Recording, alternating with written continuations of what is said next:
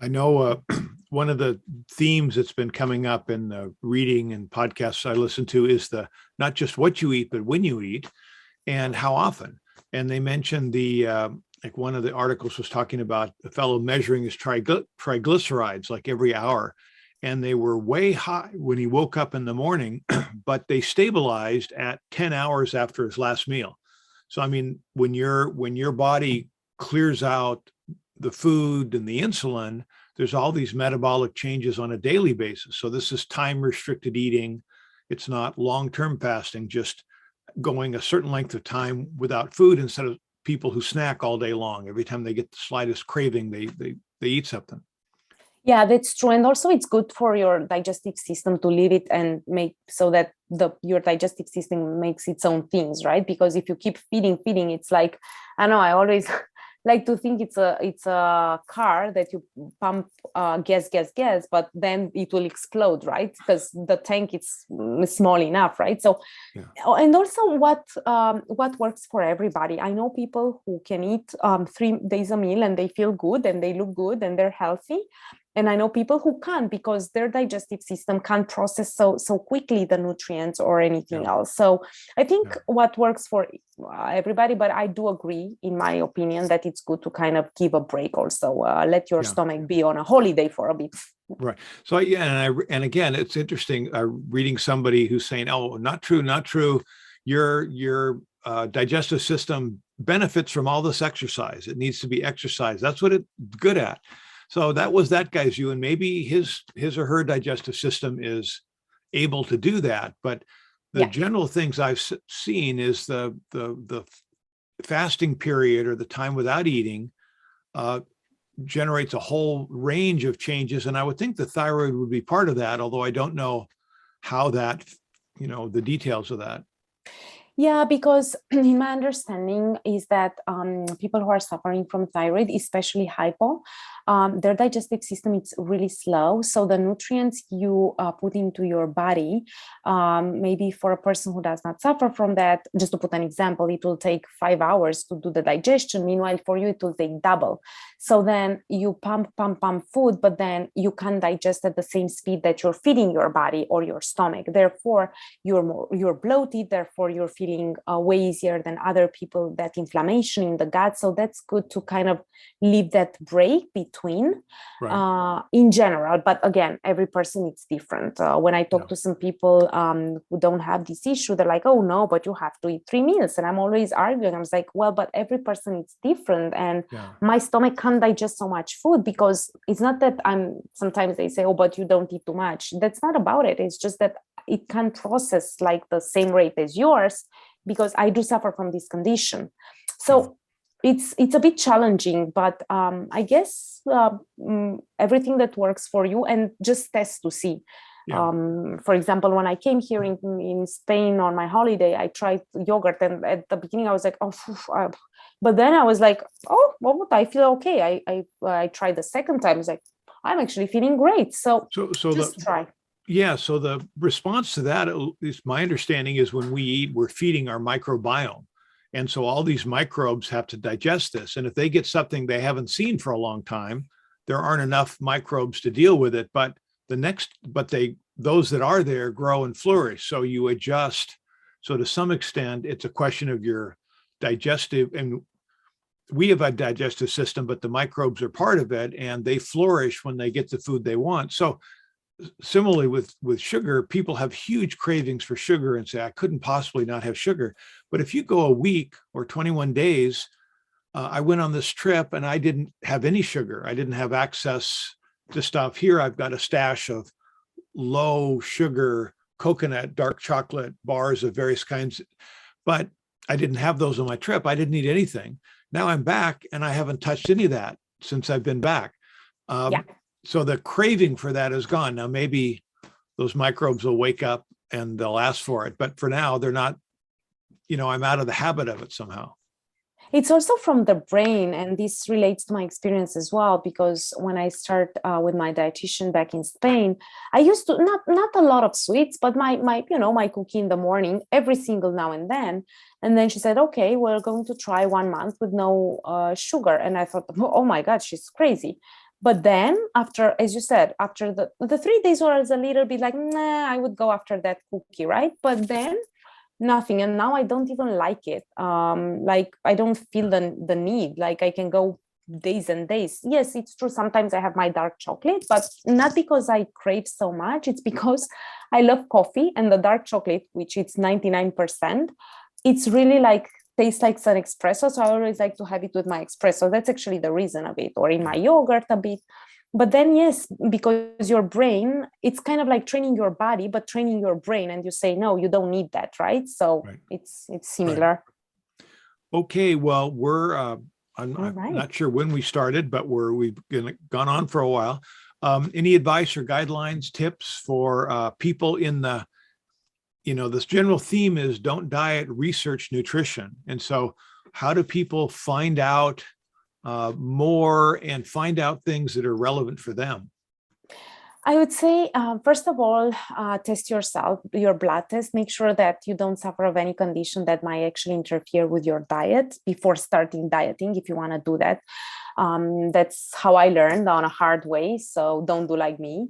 And secondly, also test. I know many people, especially here in Europe, they don't tend to test their vitamin D. And that's actually really important, because vitamin D is very related not only with stress and other health issues, but also with the digestive system and with your metabolic rate. So that's very important as well, to see how you're standing there. Again, as usual, just see what works for you. And I would definitely encourage to listen podcasts and just draw your own conclusions, such as the one that you sent to me. That was very enlightening, and I draw some conclusion that I think it works for me to also try. I'm not saying that I will implement, but at least try, and be flexible to read, to understand, to do your research on so many podcasts that are out there. And as you mentioned, you'll put the links to these two, which I think they're great. And I recommend to everybody to listen, read some things. There's so many books. I actually bought myself a book about thyroid. There's so many books out there that you can find. And then try to understand also, try to understand on your own. And try to relate to your experience, and then try to implement and see if it works. And if not, it's always time to go back. So relevant to this, I mean, on one hand, if you, for people who want to build a new house, it would be a darn shame if you told them all, well, first you have to read books on architecture, watch podcasts, learn how to saw do the whole thing yourself. So in a sense, it's a burden to ask people to do their own research on health stuff. But I've worked in the homeschool movement a lot, and it's learning is valuable, and people learn differently. And so to put 30 kids in one class and give them the same lecture, the same textbook, their brains are way different. Their learning is way different. So similarly with food, we're learning about ourselves. Roger Williams has his textbook is on biochemical individualism. Everybody's biochemistry is different. And it's so things like thyroid, there might be 14 different kinds of thyroid condition. You mentioned, your response is different from others. There might be a whole range of responses. So it's hard to give advice on how to deal with it. But how about this? How about giving advice to yourself? If you could talk to yourself 5 years ago, 10 years ago, what would you say to yourself, or what have you learned that what you thought was the case maybe wasn't, you've learned in the last 5 years or the last 10 years? I would say that's a really good This question wasn't on our list. So No, actually, I think it's a really good one. I would say that the fact that at the beginning, before I discovered thyroid, I didn't do any research, and I didn't read, as you mentioned, because it's overwhelming and people don't want to do that because they don't have time and they don't have patience, was because I actually didn't know I'm suffering from this. But once I start knowing that I suffer from this, I wanted the best, and I think everybody wants the best for their health. So then I actually start looking into it, because I said, okay, it's actually me that I'm affected by that. So, I might as well look for myself and find answer, and not only rely on what other people say, because it might not work for me. So I guess once somebody, and I don't wish that to anybody, but once someone is actually diagnosed with that, your response will change. In my case, it changed into research, and I really wanted to research a lot about this because I was the one directly implicated into this. This was the first thing. And second, I'm not saying to go and research because there's so many things, and honestly, there's so many people who are working a lot and they don't have time for that. But listen, small podcasts like this, where we're not trying to give any advice because we're not doctors, but just talking from our experience. Maybe you, as a viewer, can grasp just one sentence that can actually bring some added value to you, and you can implement in your life, and it didn't cost you anything, just doing some cleaning or running and listen a podcast. That's the only thing I actually learned, and that's what I'm doing myself. Like yes, it was 1.5 hours to listen, but meanwhile I put my headphones and I was doing my things. I actually went for a run and I was listening to them. So I think that once you are affected by this, your response will change because you want your own good. So what's the biggest thing you've learned about thyroid, let's say in the last 5 years, maybe dietary or behavior or stress or whatever? I think actually I was first I was shocked because I thought that I'm going to, and afraid that I'm going to become a really lazy person and very lethargic, but I was on the contrary. So I think that what I learned is, yes, you might have some symptoms. Yes, you might have thyroid, but don't be so close-minded. Like, don't think that everything will happen to you, because you might not suffer for some symptoms, and that's a good sign. And what I learned the best is that it's really good to actually make sure that your doses, it's well adjusted of your medicine during summer and during winter, because it can affect a lot. We're talking about hormones. They're very, very sensitive to stress, to a lot of factors. So don't test yourself just one time, test twice. And I do recommend this, test twice per year, because your dose need to be changed in the seasons, so that your hormones and your digestive system and your metabolic rate works better.